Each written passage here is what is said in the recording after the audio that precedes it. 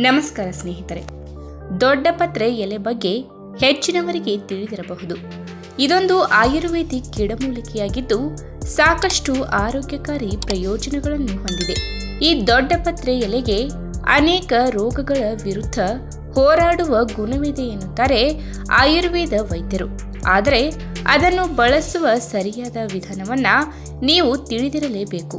ಹಾಗಾದರೆ ದೊಡ್ಡ ಪತ್ರೆ ಎಲೆ ಹಾಗೂ ಓಂ ಕಾಳನ್ನು ಯಾವ ರೀತಿ ಬಳಸಬೇಕು, ಇದರಿಂದ ಯಾವೆಲ್ಲ ಆರೋಗ್ಯ ಸಮಸ್ಯೆಗಳನ್ನು ಸುಧಾರಿಸಬಹುದು ಎಂಬುದನ್ನು ಇವತ್ತಿನ ವಿಡಿಯೋ ಮುಖಾಂತರ ತಿಳಿದುಕೊಳ್ಳೋಣ.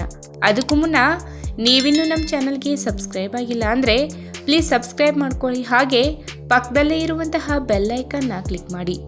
ಓಂ ಕಾಳು ಜೀರ್ಣಾಂಗ ವ್ಯವಸ್ಥೆಯನ್ನು ಉತ್ತಮವಾಗಿಸುತ್ತದೆ, ಹಸಿವು ಮತ್ತು ರುಚಿಯನ್ನು ಹೆಚ್ಚಿಸುತ್ತದೆ, ಹೊಟ್ಟೆ ಉಬ್ಬುವುದು ಮತ್ತು ಹೊಟ್ಟೆ ಸೆಳೆತವನ್ನು ನಿವಾರಿಸುತ್ತದೆ, ಕಿಬ್ಬೊಟ್ಟೆಯ ಕೋಲಿಕ್ ನೋವಿನಿಂದ ಪರಿಹಾರ ನೀಡುತ್ತದೆ, ಕರುಳಿನ ಹುಳುಗಳನ್ನು ಕೊಲ್ಲುತ್ತದೆ, ವಿಷವನ್ನು ತೆಗೆದುಹಾಕುತ್ತದೆ, ಕೆಮ್ಮಿಗೆ ಪರಿಣಾಮಕಾರಿಯಾಗಿದೆ ಮತ್ತು ಪೀರಿಯಡ್ಸ್ ನೋವನ್ನು ಸಹ ನಿವಾರಿಸುತ್ತದೆ, ಅಧಿಕ ರಕ್ತದ ಒತ್ತಡವನ್ನು ಕಡಿಮೆ ಮಾಡಿ ವಾತ ಕಫ ದೋಷಕ್ಕೆ ಸಮತೋಲನವನ್ನು ತರುತ್ತದೆ.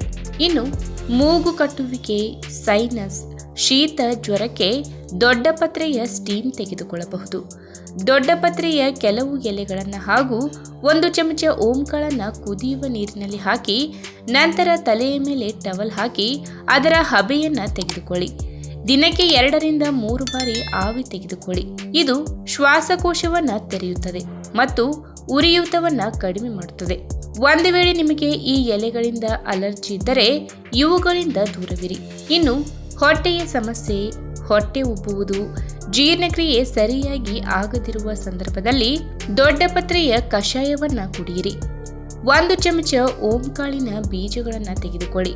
ಇದನ್ನು 1 ಲೋಟ ನೀರಿನಲ್ಲಿ ಹಾಕಿ ಕುದಿಸಿ ನಂತರ ಈ ಮಿಶ್ರಣವನ್ನು ಫಿಲ್ಟರ್ ಮಾಡಿ ಕುಡಿಯಿರಿ. ಇದನ್ನು ಈ ಸಮಸ್ಯೆ ಇದ್ದಾಗ ಮಾತ್ರ ಕುಡಿಯಬೇಕು.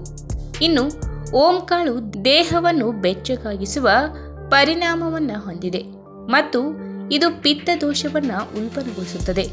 ಪಿತ್ತ ಹೆಚ್ಚಾದಾಗ ಇದನ್ನು ಸೇವಿಸಬೇಡಿ ಮತ್ತು ಬಂಜೆತನದಿಂದ ಬಳಲುತ್ತಿರುವ ಪುರುಷರು ಕೂಡ ಇದರಿಂದ ದೂರವಿರಬೇಕು. ಈ ವಿಡಿಯೋ ನಿಮಗೆ ಇಷ್ಟವಾದಲ್ಲಿ ತಪ್ಪದೇ ಲೈಕ್ ಮಾಡಿ, ಶೇರ್ ಮಾಡಿ, ಹಾಗೆ ನಿಮ್ಮ ಅನಿಸಿಕೆನ ಕಮೆಂಟ್ ಮೂಲಕ ತಿಳಿಸಿ.